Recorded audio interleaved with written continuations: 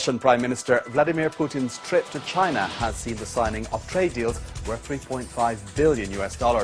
However, that figure is $2 billion less than the amount announced in the run-up to the visit. The two countries failed to make substantial progress on a key deal for Russian gas supplies to China, signing only a preliminary agreement. Meanwhile, China and Russia have signed a pact to notify each other of ballistic missile launch plans.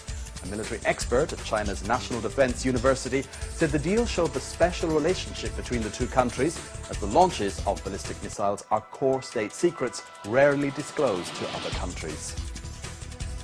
Guinea's military rulers have agreed a huge mining and oil deal with China.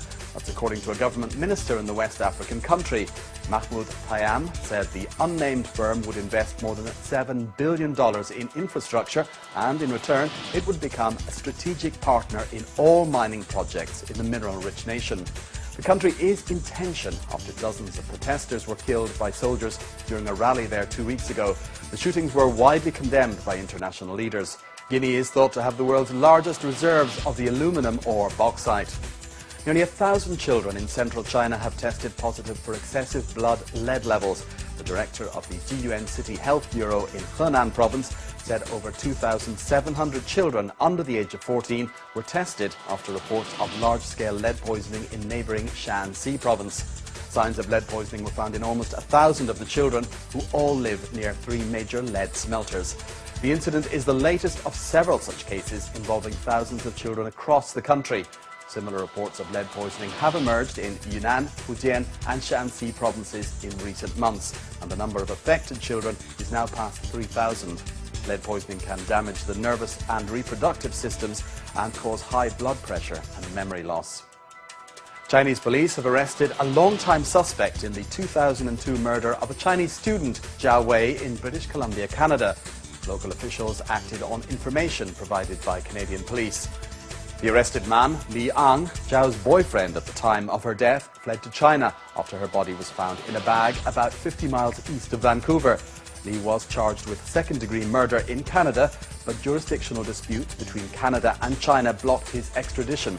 Chinese and Canadian authorities are said to be cooperating closely on the case. A dispute at one of China's most respected business magazines, Caijing, has put the future of the Beijing-based publication in doubt.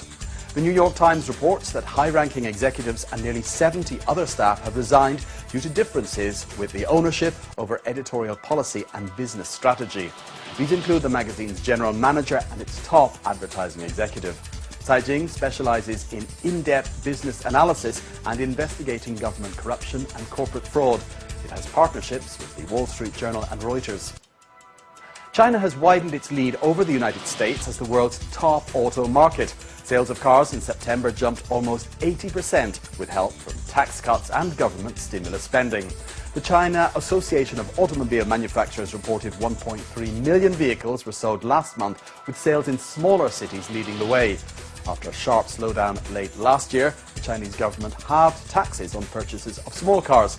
It is also spending 5 billion yuan, or around $730 million on subsidies for the purchase of light trucks and minivans in rural areas where most of the population live. And those are the BON headlines for now.